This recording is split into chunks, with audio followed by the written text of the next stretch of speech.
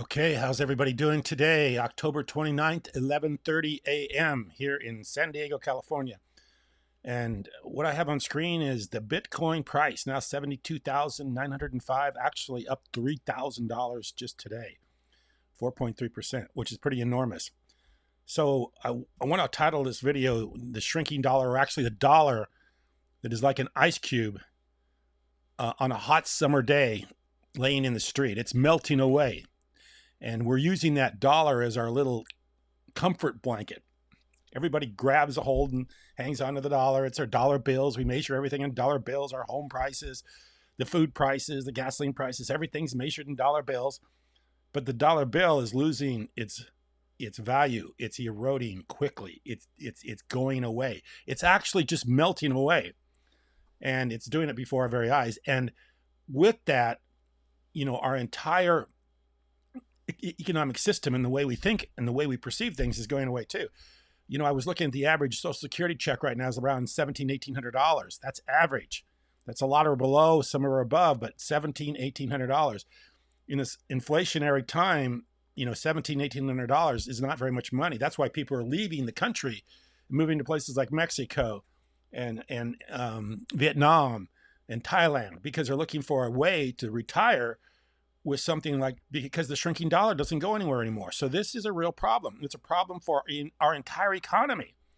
And we have to readjust the way we think. We have to readjust about, our jobs, because we have to make more money, because we can't rely on Social Security anymore.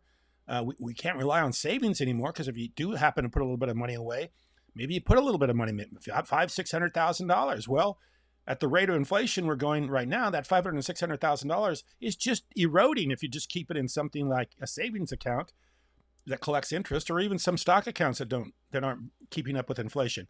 You've got massive inflation right now, and the best way I've heard Bitcoin described is that Bitcoin helps you to keep your money from deteriorating and eroding away. That's the best thing the best way, simplest way. If you don't want to understand the blockchain, if you don't understand anything about Bitcoin, just understand one way. It helps keep your money together better than almost anything else. Paul Tudor Jones, the billionaire hedge fund manager, told us that a long time ago. Hey, Bitcoin's the fastest horse in the race. It's the one that's going to keep your head above water the longest. And we're seeing that right now. And we got maybe Donald Trump to thank for this, because I think a lot of these predictive markets are thinking that he's going to get elected. And of course, he's made wildly bullish claims about Bitcoin. So hopefully that ends up being true. Although I made a video last night about maybe Donald Trump could possibly be the Antichrist. So we're all over the map. We got everybody excited because Donald Trump may become president. Markets are going up. Bitcoin's going up. And at the same time, a lot of people are worried about him leading us into the tribulation. So yeah, this is a crazy time. And I love this one. I don't know if they call it a meme or what it is, with Michael Saylor in a space outfit. It's like going to the moon. So Saylor's all dressed up going to the moon because he owns a lot of Bitcoin. But let's see what the stock market's doing today. Let me see what the stock market. I mean, it has to get up. It has to keep going high. I mean, you got these crazy. This is the most unconventional way that the world could possibly work, based on the way we've operated for the last 100 years. You got interest rates going down, inflation going higher, stock markets going higher, stocks soar. Everything's going higher, but at the same time, you got massive inflation and lowering interest rates. Nothing makes sense, which tells you that the old way of doing things is working. We have to readjust our way of thinking. I made a video the other day about Elon Musk saying that there's no more need for jobs. Jobs will be taken over by automation and AI, robots or whatever else he's building in his plants, in Texas and in California. So you're only going to have a job if you just, you want to feel like you got something to do. That's it. Otherwise, you won't have a job. So what is going to take the place of all this way of not making money at a job and ever increasing prices? How are we going to survive? How are we going to make our mortgage payments? How are we going to make our rent payments? How are we going to do all this stuff if everything is different in the future? That is yet to be seen. And obviously, I'm thinking more like, hey, if you're not If you don't have a little bit of money to put in something like Bitcoin, or hopefully own a home in a good area. I mean, if you own a home in someplace like Florida, you could be losing value right now.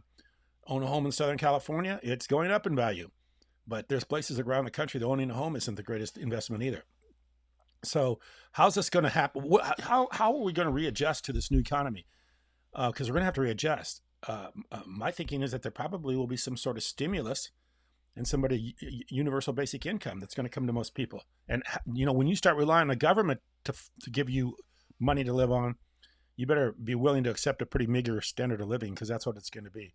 It's not going to be, oh, they're going to give you a UBI and you're going to be driving Ferraris. I don't think so. That's not going to happen that way. So we are in perilous times. If you're an individual, just an ordinary person trying to keep your head above water, you need to realize that your dollar bills are shrinking and shrinking fast. You need to readjust your thinking to something you can do to bring in as much money as possible and invest it in something like Bitcoin. Try to get out of assets that aren't performing very well, get them into something like Bitcoin, and hopefully you can get a piece of this action. I think it's going to ride for a while, but that's all you can do. I do believe that when Donald Trump gets reelected, and he will get reelected, I think that's almost guaranteed right now, that you will have some time where there will be a honeymoon period with Donald Trump. And he will do some really spectacular things, probably that will benefit everybody. Because I do think his intentions probably are in the right track. I don't know how far I'm worried about Donald Trump as far as, his retribution, the way he wants to, retaliate, because Donald Trump's his motto is, if you hit me, I will hit you back twice as hard. So he's got a lot of people to pay back for the last couple of years. And how he does that, I don't know. But I'm scared about how he's going to make retribution against people, and how he's going to rearrange our economy, and how he's going to rearrange the way we live. But I do think there will be a honeymoon period. And for first few months, for first year maybe of his presidency, I think things will be much better. So look, I'm looking forward to a good year in 2025. I think 2025 will be a good year. After that, I think all bets are off, because he may start doing some stuff that, that doesn't seem to be, or doesn't go as well as it starts off well and then doesn't end up as well as we thought it was going to be. So yeah, this could be an interesting period of time. Let me see. I'm just want to see real quick what this market is on stock markets.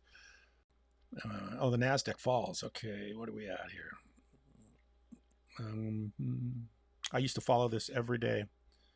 S&P 500 is up. God, S&P 500 is up 20%, or $20, 30.35%. Dow Jones, where's the Dow Jones at?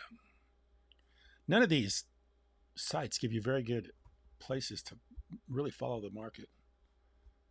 Oh, the Dow's down right here. The NASDAQ's up. Or NASDAQ looks like it's up a little bit. Stocks are fairly relatively flat.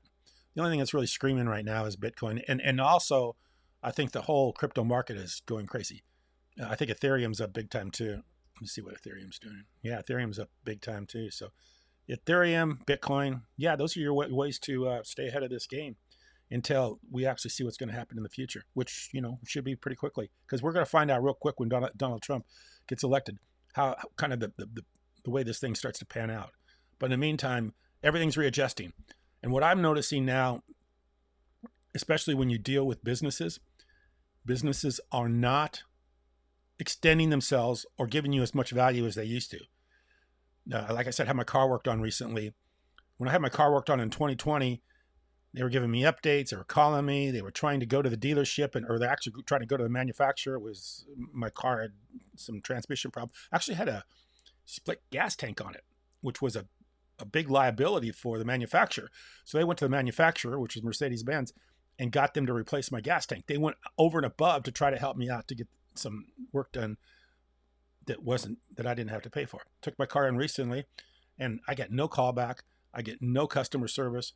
I get nothing. And I think it's because basically what's going on is the dealerships are feeling the squeeze of inflation and not being able to offer as much to the customer as they used to. I see that at retail too. I go into retail stores. When I was a young kid growing up and walked into a Walmart or a Target or someplace like that, store shelves were overflowing with merchandise. I mean, you couldn't fit another item onto the shelf. Today you go into store shelves or go into Walmart. I don't know if Walmart so much, but I went into Rite Aid the other day. It was practically empty. You go in there and there's massive amounts of shelf space. There's nothing in there. There's just nothing on the shelf. So that it's changing. Retail's changing. Automation. I mean, I've seen enough of these. Obviously there's a lot of stuff on the internet you can't believe, but I've seen enough of the robotics to know that very soon, a lot of retail, a lot of driving. I mean, they've got the automated car, the autonomous car now drives itself. So, how much longer are we going to need Uber? How much longer are we going to need Lyft? I mean, there's a lot of people making a meager living from those two ways of supporting themselves. I mean, you have to drive your butt off to make any money at that. I know my son did it for a while, but there are a lot of people doing that now. All of a sudden, if we have Lyft or Uber that don't need to have people drive anymore, there you go, it's gone. So anyway, as always, just a lot of stuff to watch. And before I leave you, I will always tell you one thing and one thing only, that this world is temporary and that we will only be here for a short time, and we need to think about where we go after we leave this earth. And of course, the only thing that I've ever found that gives peace and comfort is a faith in Jesus Christ. So I would ask you that you would please consider Jesus as your Savior, your Lord, and protector, especially in times like we have today of uncertainty. Because only in the Lord Jesus Christ that every knee shall bow and every tongue confess will keep you and give you comfort, even in times of trouble, and even in times where you are being persecuted by the world. You can still hold on to Jesus and know that and that alone will keep you safe. I appreciate you watching. Thank you.